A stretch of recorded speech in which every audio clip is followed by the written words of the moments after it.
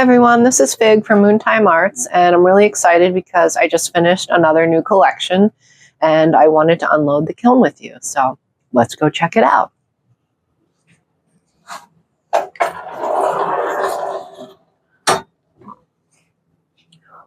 Sweet!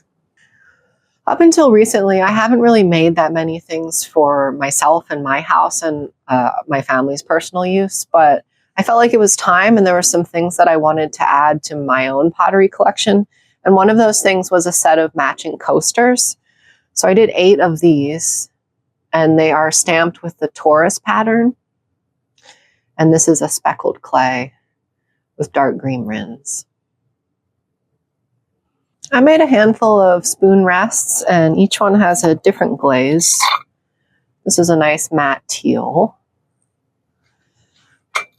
This is a dark blue glaze combined with a lighter blue one around the edges.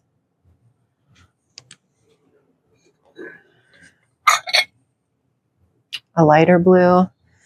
And this one has a little more variation. Greens and earth tones.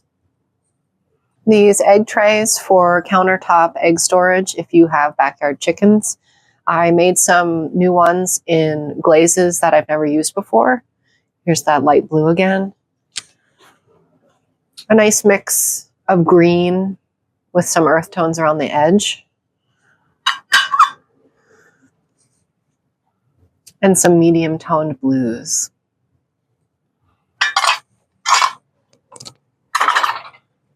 And for the first time, I tried this.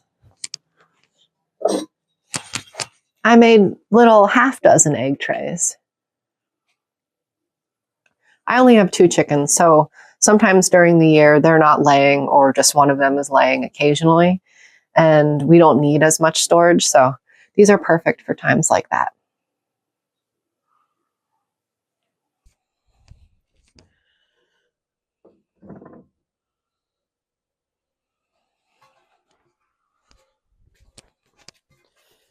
I made some more sets of mushroom coasters. I've made these several times now. People seem to really like them. I think the mushrooms look cute with the speckled clay, and I always do this dark green rind. And I sell these in sets of 3. They all have different mushrooms on them. Here's some more pieces that I made for myself for home use, and I did a set of 4 pasta bowls. They're wide, but they're short. Which hopefully will help with scooping and slurping.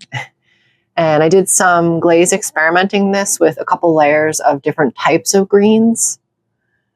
And I like how they turned out. As usual, I made some more mini tarot cards. This one is Strength and the Moon. I'm still going to offer 2 options for buying these. One is that you can just buy an individual card of your choice. And I've also been making full sets of the major arcana. So it's 22 cards that all come together in a homemade pouch that I also made. I made a couple of ashtrays that are alien and space themed. I'm not really imagining tobacco being used with these. Something that takes you far out there. Speaking of things that take you far out there, I made pipes for the first time. This one is a moon. The bowl is a crater. It's a nice dark blue. This one's more geometric, has some carving.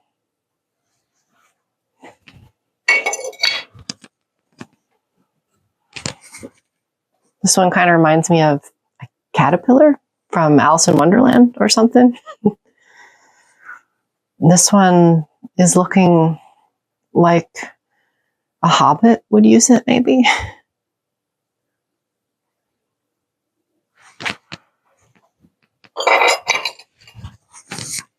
But my favorite one, which actually was inspired from watching The Hobbit again recently, is this pipe, which I feel like belongs in Middle-earth.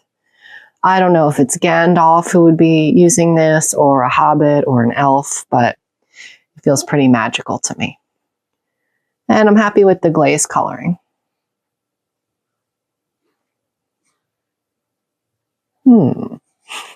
Here's a tray that continues with the space theme. Here we've got the full moon, a rocket, and a satellite.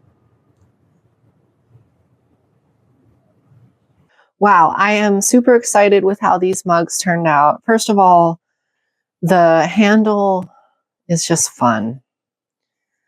I've never made a handle like this, but it works and it's interesting. Also, I layered a lot of glazes on this, and I just love the way that it turned out. But overall, these mugs were inspired by this phrase that says, different, not less, which is the title of a book by an autistic author and scientist named Temple Grandin. And her work has really touched me, and I like her perspective on a lot of things.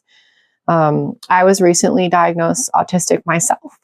And so I've learned so much about autism, and I just felt like I wanted to make something unique, using my autistic skills to engineer something outside of the box and celebrate that difference, because anybody who is different is not less.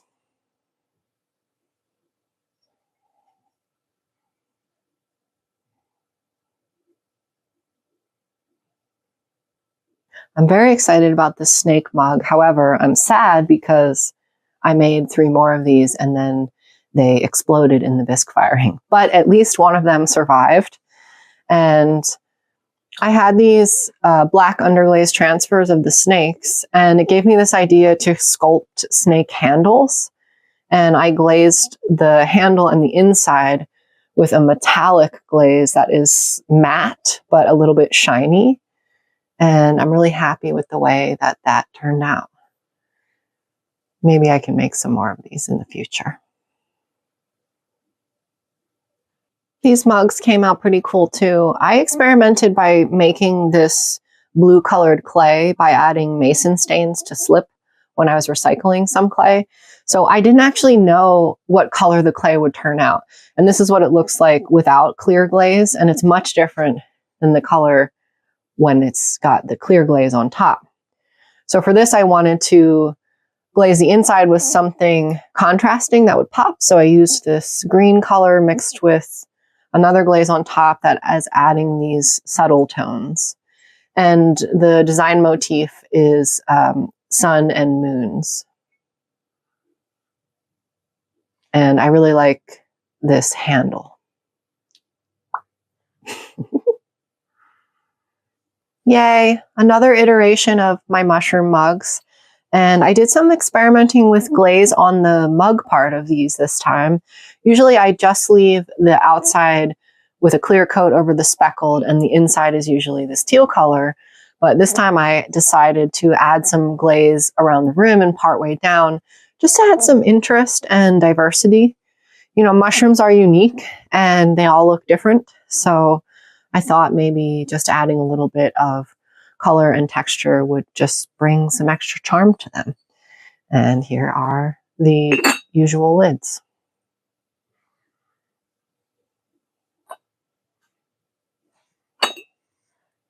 Cute. Well, that's everything, and thanks so much for watching. I also just wanted to give a personal update. For those of you that don't know, I actually am disabled, and I have a lot of physical mobility issues with pain and also with fatigue. And so because of that reason, that's how I ended up working for myself at home alone part-time, because that's really just what I've been able to do. But lately, I must say that pottery is very, very hard on the body. And I've been having more health issues. And unfortunately, it has made it much harder for me to be able to navigate the making process, mostly without experiencing an overload of pain. Sometimes new injuries and issues have flared up lately. So, I've been a working artist most of my adult life, and I haven't always worked in the medium of pottery. I used to make a lot of mixed media things and just all different kinds of stuff, sculpture, installation. Pottery I love because it's functional, and I just feel like the possibilities are really limitless of what you can do. However, it is a physical, labor-intensive process, and it does take a toll on the body. I had kind of imagined myself being able to do this for maybe at least 5 to 10 years, but I'm about 3 or 4 years into this now, and my body is really struggling. I don't really know what this means for me going forward. I do know that it does mean I need to pull back and maybe take a break.